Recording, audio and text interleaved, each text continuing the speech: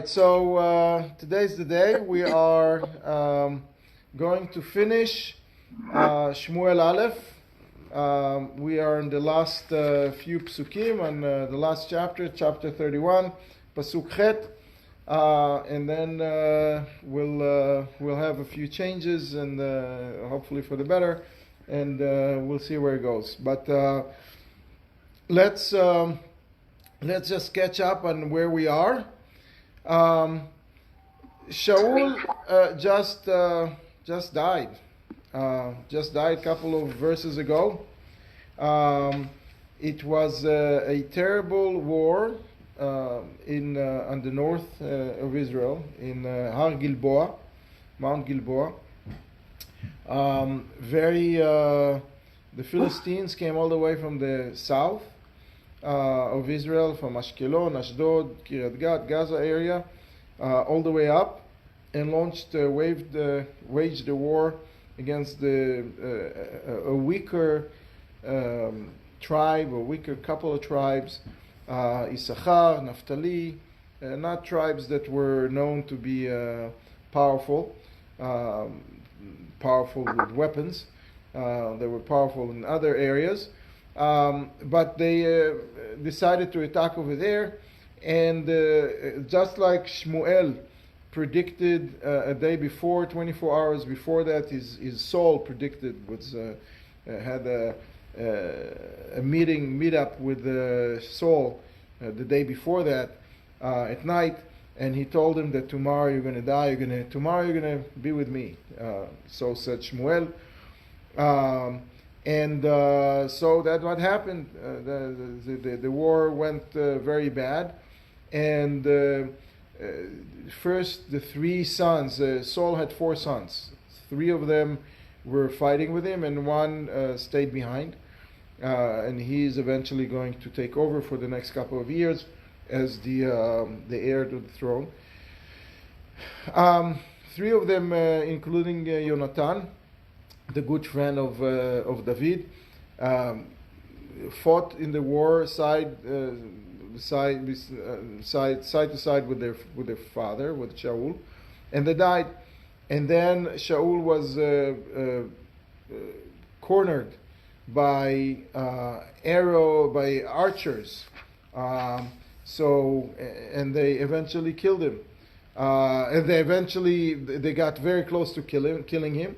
And he saw that he might be falling in their hands, hostage, prisoner of war, and he was suspecting that they're not going to be treating him well, and they're going to torture him, and they're going to defile him in all kinds of ways, which we will see soon. He was right, and they're going to embarrass the Jewish people. And they're going to be emboldened by their actions, and that will cause a lot of harm to the Jewish people in general. So what he decides to do, he decides to try to commit suicide, to fall on his sword, as we all know. We discussed last time how come he was able to do it. It's a big it's against the Jewish law to commit suicide, and we concluded that he was allowed because of Chilul Hashem, because of the great harm that will be potentially be caused to the Jewish people. And there was a precedent. It wasn't just a guess. The precedent was Shimshon. Shimshon, the hero, fell in the hands of the Philistines, as we all remember, and they tortured him. They threw him in a slammer. They tortured him sexually. It was terrible, and he ended up also needing to commit some sort of suicide. And he went up in glory, putting down the pillars in their temple, and taking 3,000 people with him. Saul had a much less glorious exit. He fell on his sword, and apparently he injured himself very badly. probably didn't die on the spot, but died very short time after that.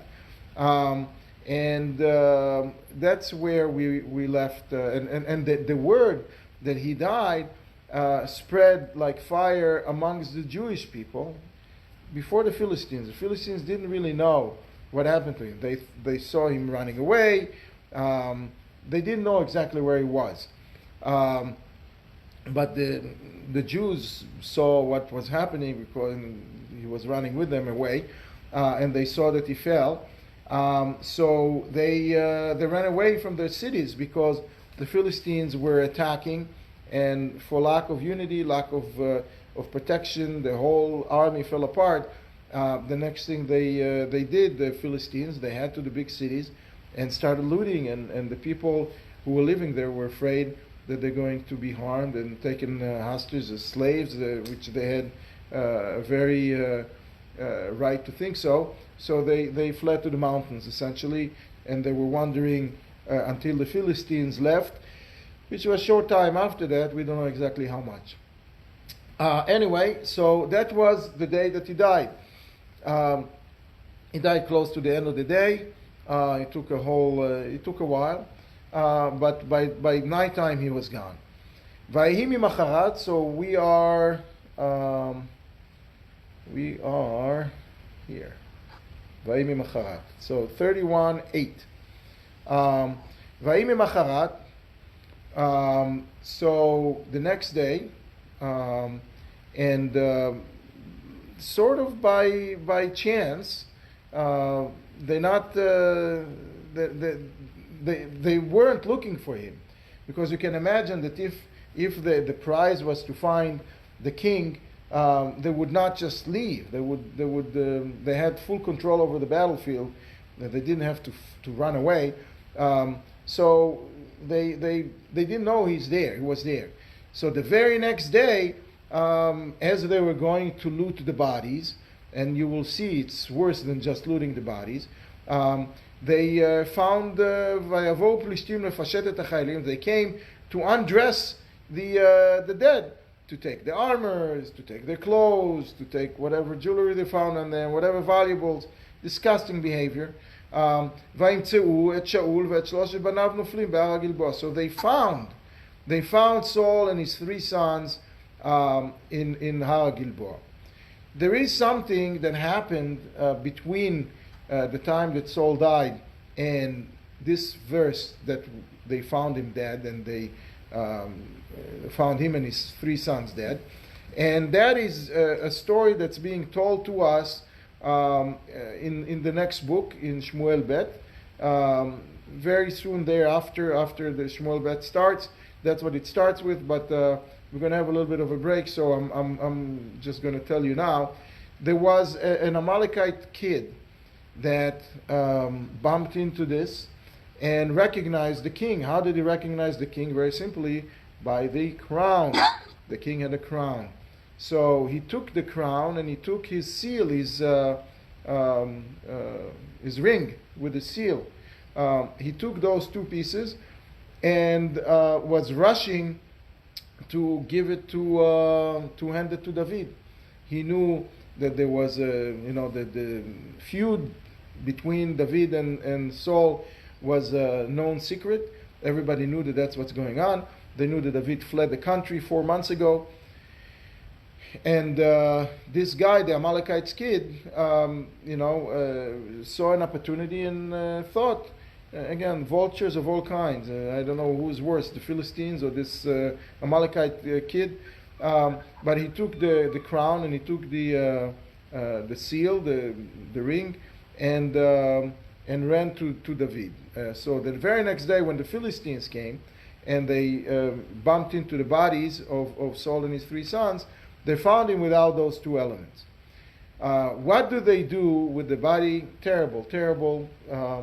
But not, if you look today at what Daesh, what ISIS is doing, very similar behavior, and they don't need the king to do it too. Vayichretu et rosho. They beheaded him. They took the body of Saul and they beheaded his head. They beheaded the body. They took his head off. and they separated the body and the head, and they did two different things with those two pieces. Vayafshitu et kalav, and they obviously took off everything, all of his clothing, all of everything that he had, the armor. He was a very tall man. He was above his shoulder was at the level of everybody else's head, so he was head and shoulders above everyone. So he was a very big man with a lot of armor on him, very strong man. So they took all of that off, and as we said, they were just missing the crown and the seal, which is a good thing because the crown is a prized possession. It's a symbol of the nation. The crown, you go to England, that's look at the doors that they have in the safe that they save the crown. It's the size the size of my stomach, very very big. But the point is that they weren't able to get this because another piece of work, this Amalekite kid took it and brought it to David. So they took the כליו וישלחו בארץ פלישתים סביב לבשר בית עצביהם ואת העם. So they were circulating both the head and his possessions, not the body, just the head and his possessions. They were circulating all around town, all around the land of the Philistines. The land of the Philistines was made primarily out of 5 main cities. And there was also another city, Bet Shean, which is in the north, which didn't have many Philistines as much, but they had their gods or their idols over there. Bet Dagon was there in Bet Shean. So maybe that's one of the reasons they also felt comfortable fighting in the north, because they did have some sort of a enclave over there, not far away.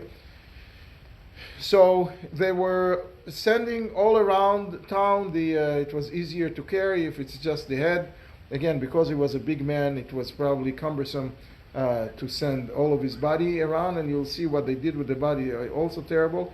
But they sent it all around to show this is what happened to someone who started with us. Just a short 2.5 years earlier, he became a king, and one of the first things that happened was the war with Goliath, right? He was the king at the time, so even though David is responsible for killing Goliath and defeating the Philistines, he was the king at the time. Saul was the king at the time, so the win goes under him. And now they felt that they had the last word, and they brought it to Bet Atzabeim. Bet Atzabeim is it's the temple of their idols, but Atzabi means nerves. To the house of their nerves, to where the nerve system, the center of the nerve system. That's how it's being called in the Pshat Atzabeim. However, Targum Yonatan, the translator to Yonatan ben Uziel, Targum Yonatan, is translating it Te'utehon, the house of their mistakes. And that's where they sent around the head of Saul and the body.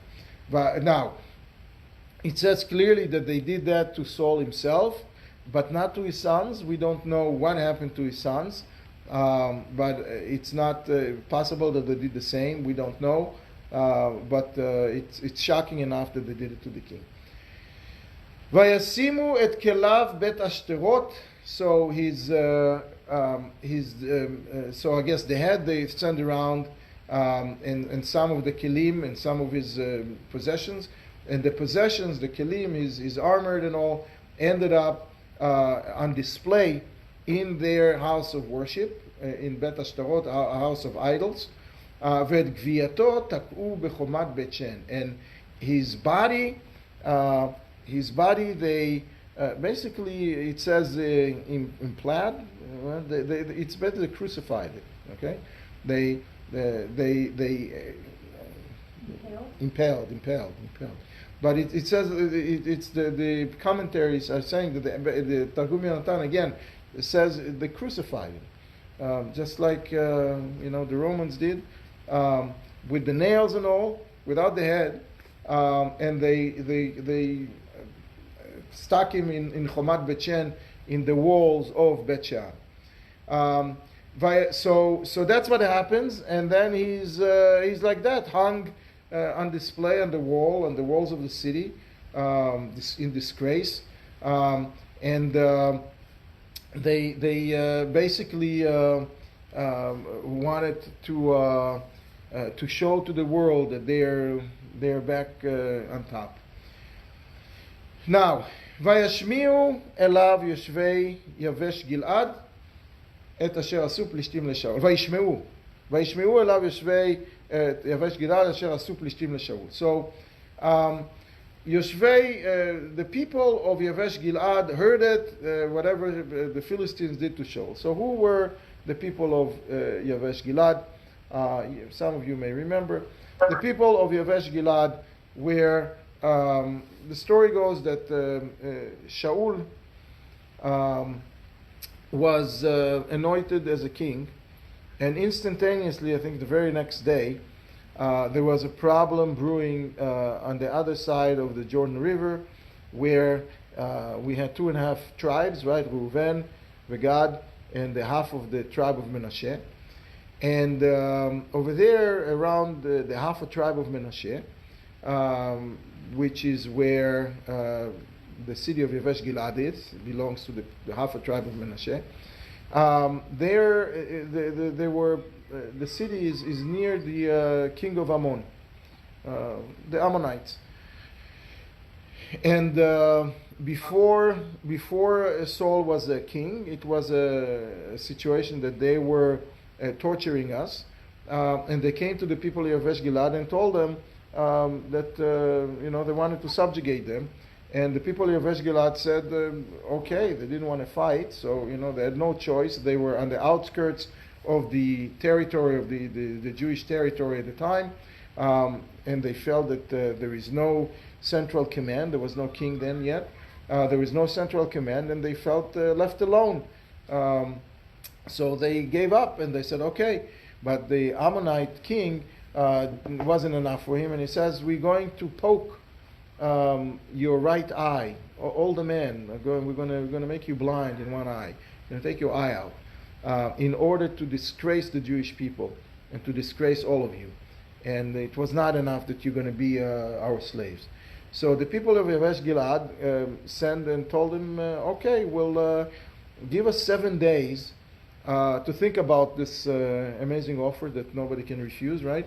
And we'll get back to you, to the king of Ammon. And king of Ammon, was happy to wait, because he felt that he is strong, and he felt that he's, it's going to happen anyway, and might as well get the most bang for the buck, get the publicity out. The people of Yavesh Gilad were terrified and troubled by it, obviously, and they sent to the center of Israel and to other tribes, the story. This is what's going on.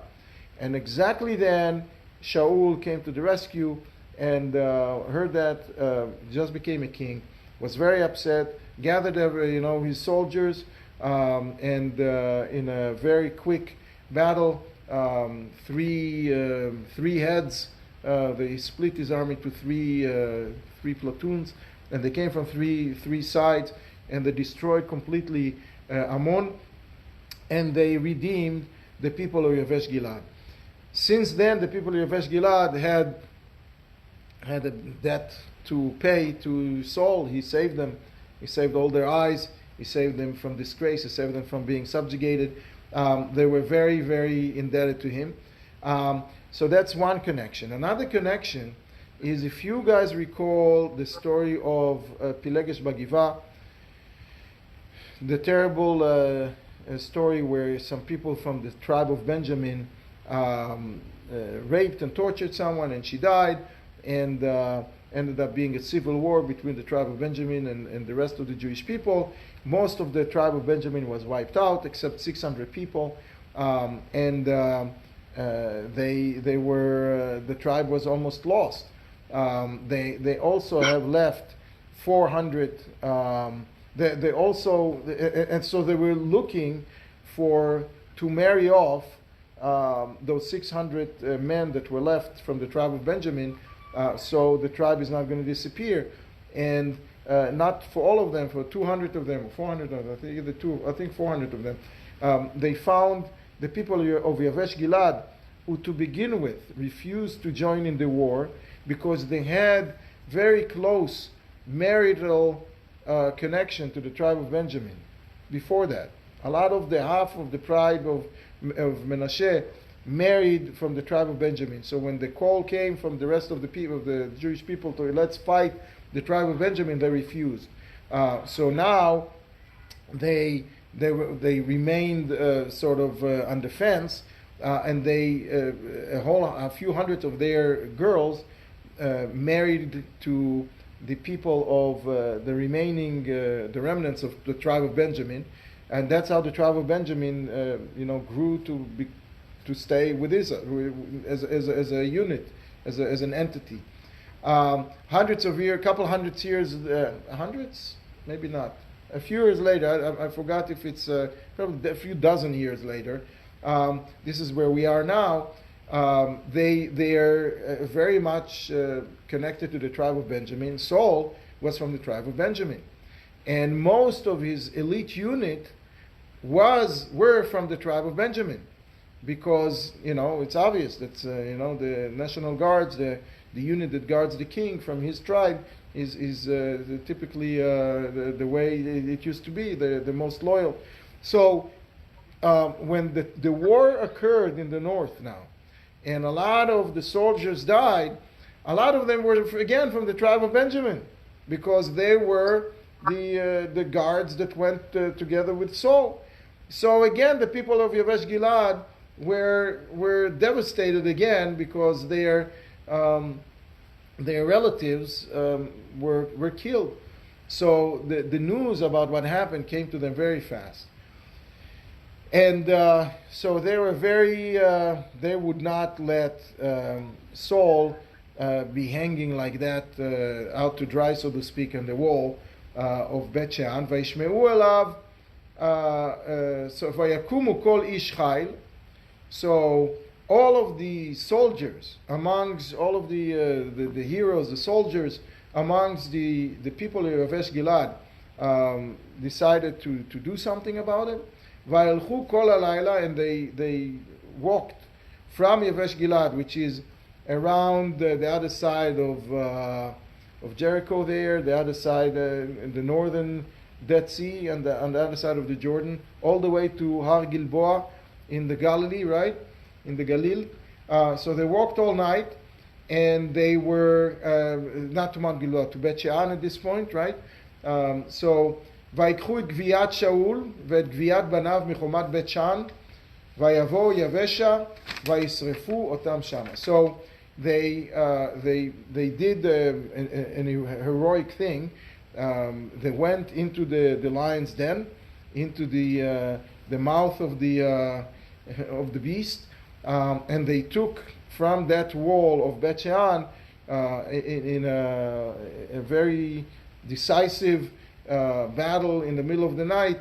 They actually took the body and the bodies of his sons. Now we see what happened to the bodies of the sons.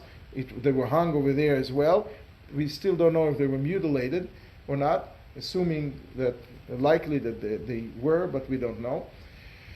So they took those 4 bodies from Chomat Bet Shean, and they brought it to their town Yavesha, which is on the other side, as we said, on the other side of the Jordan, in modern day Jordan, state of the country of Jordan. And Vayisrefu utam sham. So the bodies were totally, disgusting, rotting, decomposed, mutilated. Really, not much were left from them, because it wasn't happening the very next day. it took some time for the news to come and for them to understand where Saul is. So first of all, he died one day, and then there was another night occurred, and then they took and they mutilated the body and they took it around, and so not a lot were left. So in order to provide some dignity, they burned the body. Now this is totally against what we do nowadays.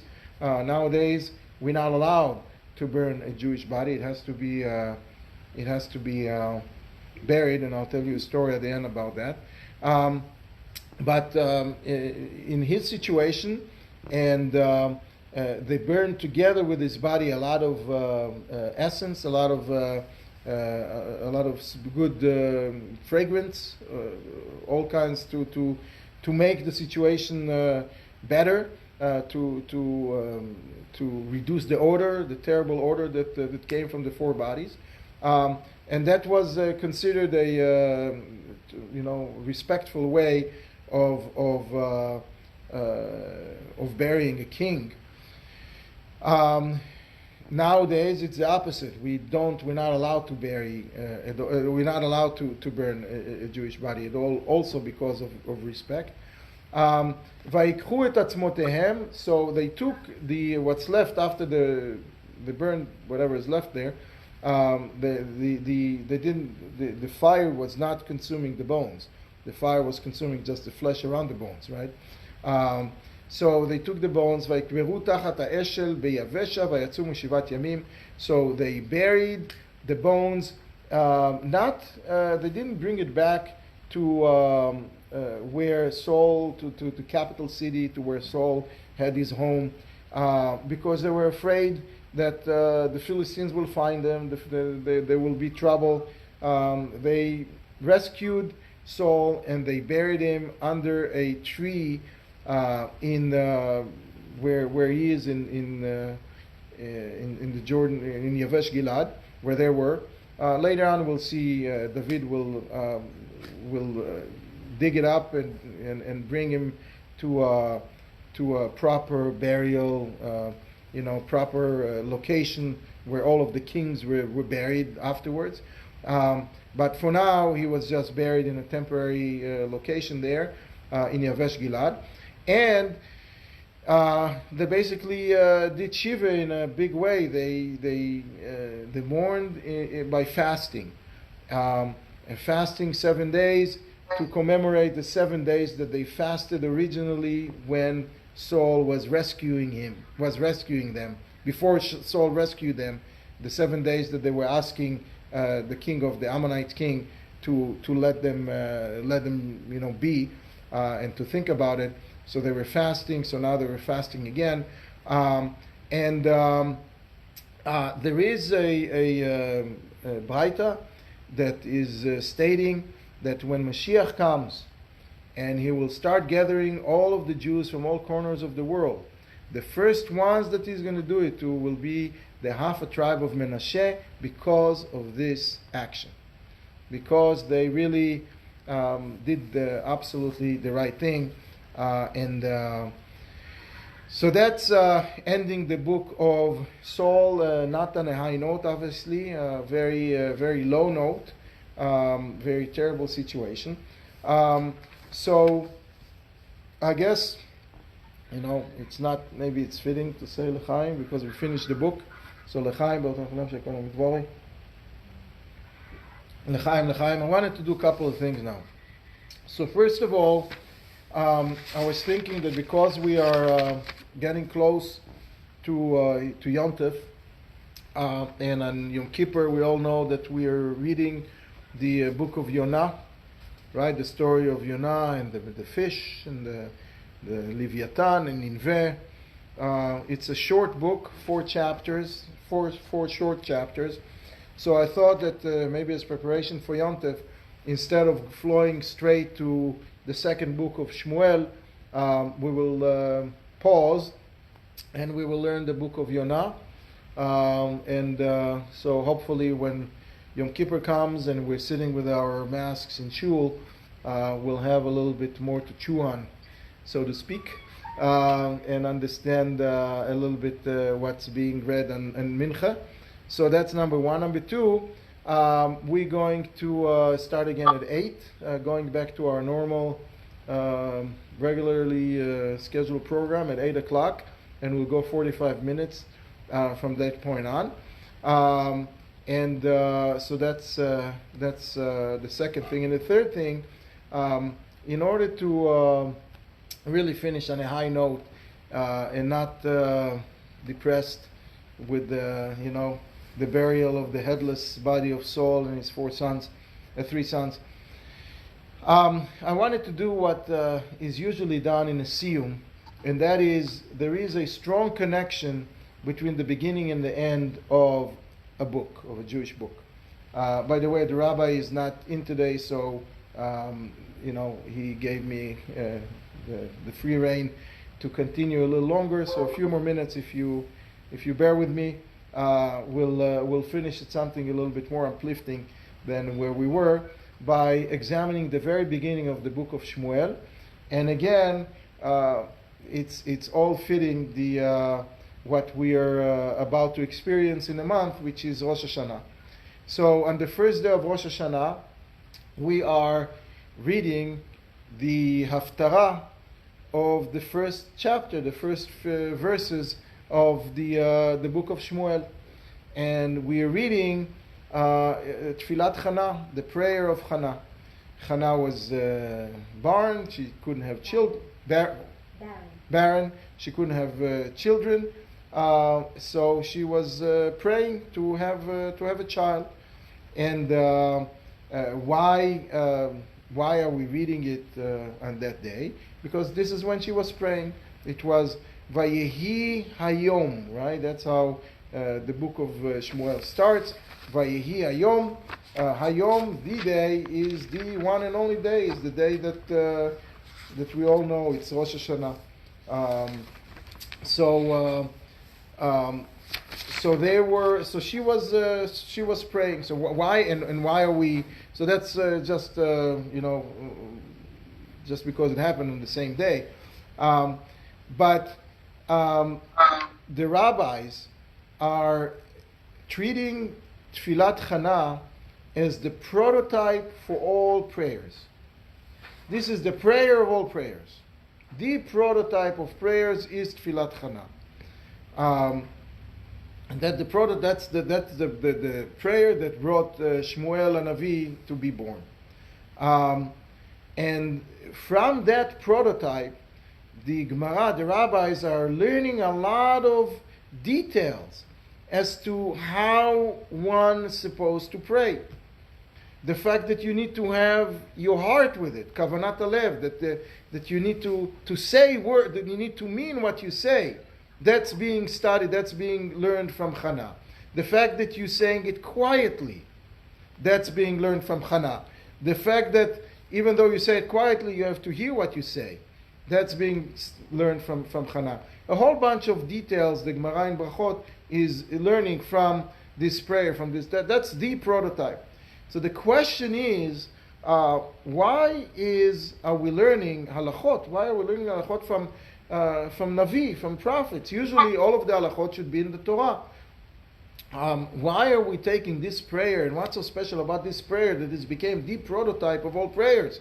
That on the prayer day of Rosh Hashanah, for all years to come, we are reading that this is how you should pray, right?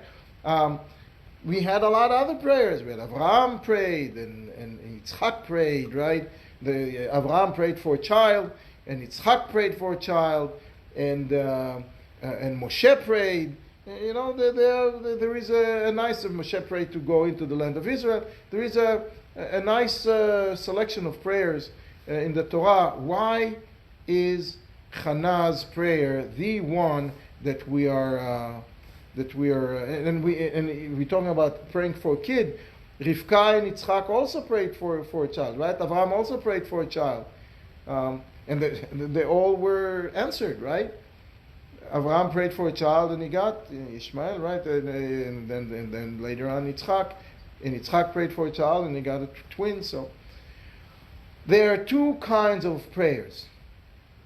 There is the prayer that a person is, like the Rambam says, praying every day. Adam mitchanen, they're praying every single day. This is what we need for our regular stuff. You know, we need to be able to wake up in the morning. We need to be able to get out of bed without pain. We need to be able to have our sustenance. We need to be able to talk to our kids and see that everything is good. We need the basic stuff, you know, that every human being needs. And there is a special prayer, something which is above and beyond, someone who is in terrible situation, someone who's, God forbid, very sick, or they have some terrible situation in their legal stuff, whatever. There are all kinds of extraneous circumstances that require special prayer. What is the difference? The difference between them is the difference between bracha and tefillah. Bracha is coming from the Hebrew word breicha. Breicha is a pool. Okay? Bracha is like brecha, is a pool. Meaning that there is a pool of water. The water is in the pool. You just need to get there. You just need to open the faucet and the water will come out. You just need to get to the faucet. You need to figure out how to bring it down. Right? Water go down from a higher place to a lower place. We need to just bring it down to us. And that is bracha in general, to bring it down. Tefillah is different. Tefillah, we're starting with Yehi Ratzon. Let there be a will in God to give us what we need. Meaning it's not there. That pool is empty. There is nothing to bring down. We need to pray so God creates that new thing that we're looking for. And so because it's not there, and because we need extra effort from God to create it, that's why it's a more complicated prayer. We're asking for much more. You know, the standard of living is higher. There is this guy who was was in terrible financial stress, and he needed $500,000 to save himself, and he decided to let me go and pray in the kotel. Takes an airplane. In those days it was easy. Got to the kotel and open his heart. God, please, I need the $500,000. I need to, please save me.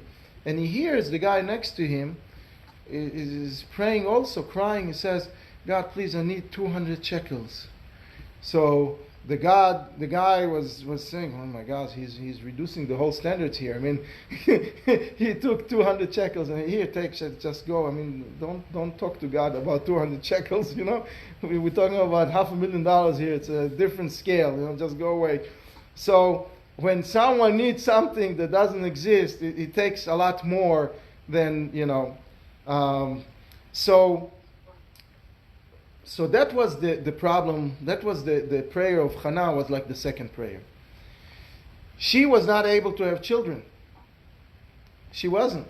She just couldn't. She was married for 19 and a half years at a time, and she couldn't have children. And so she wanted a child.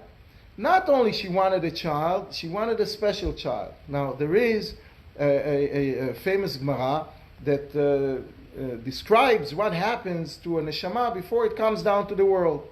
So before conception, even, you know, before the child is the embryo starts to be forming, so it's drops. It's a drop in the father's body and a drop in the mother's body, right? And so this drop is coming in front of the throne of God's throne. And God is asking, and the angels are asking, this drop, what will be with it? Is it going to be a wealthy person? Is it going to be a poor person? Is it going to be a smart person? Is it going to be an idiot? Is it going to be, you know, successful? You know, they're going to have whatever, all of the characteristics. And then they ask, is it going to be a Yereh Shamayim? Is it going to be a God-fearing man? And the answer is that this is not something that's being dictated from above. This is the person's responsibility. They have to be born, and they have to make sure that they are a God-fearing person, that they're Yirat Shamayim. This is not something that's dictated. And here, Chana. So this is what happens to every soul, every person, every human being. Everything is written above. Everything that happens to the person from the day they're born to the day they die, except Yirat Shamayim, except, their spiritual state. And here Chana is asking not only that the physical world is going to be altered to allow her to have a child, not only a miracle, a physical miracle, but also a spiritual miracle. She is asking God for a specific Zera Nashim. She's asking God for God-fearing, for someone special that will be fitting to be serving in Beit HaMikdash. Because that's what she wanted to do. She wanted to donate her son to Beit HaMikdash, so to speak, and let him be. So you can, if someone is a shmo, they're not going to be exactly fitting to work in Beit HaMikdash. So she was asking for a special person. And so not only that she is asking in her prayer to override the laws of nature, because she's barren, she's not able to have children, she is asking to override the laws of God, the laws of the Torah, because she wants someone very, very special. And she was successful. Abraham was asking for a child, and he was answered. He got Ishmael, such a child, And Yitzchak was asking for a child, and the first one that came out was Esav, also Tachshit, also someone very special, right? But here she's asking for someone special. She's asking to override the physical. She's asking to override the spiritual. And she is successful. And this is what we are taking from the book of Shmuel. From the beginning book of Shmuel. This is why we are reading this. On every Rosh Hashanah, the first day of Rosh Hashanah, that's what set the tone. That's the first maftir for the entire year, that sets the tone for the whole year. This is how we need to pray, to tell us that yes, we can pray, and yes, we can ask for extraordinary things, and as long as we do it the right way, and we use our fullest strength and mean it, and do it the right, there is a chance that God is going to grant us what we wanted. So, and with that, I wish you all a meaningful Elul. Tomorrow night is Rosh Chodesh Elul already, right? Tomorrow night, and the next morning we're gonna start blowing, or the following morning we're gonna start blowing a shofar, and we're gonna go into the mode of Rosh Hashanah. So may all your prayers be answered. And may we all going to be able to stand in front of Borei Olam without masks, with our, and not be embarrassed with our faces, and receive the greatest the graces that He has to offer, hopefully with the coming of Mashiach. So next week, same place, half an hour early at 8:00, we're going to start the book of Yonah, and. L'chaim again, and thank you for joining the journey. Chaim. Yasher koach. Yeah. Yasher koach, Dror. Thank you. Thank you so much. Thank you. Thank you. And a guten Chodesh. And a guten Chodesh.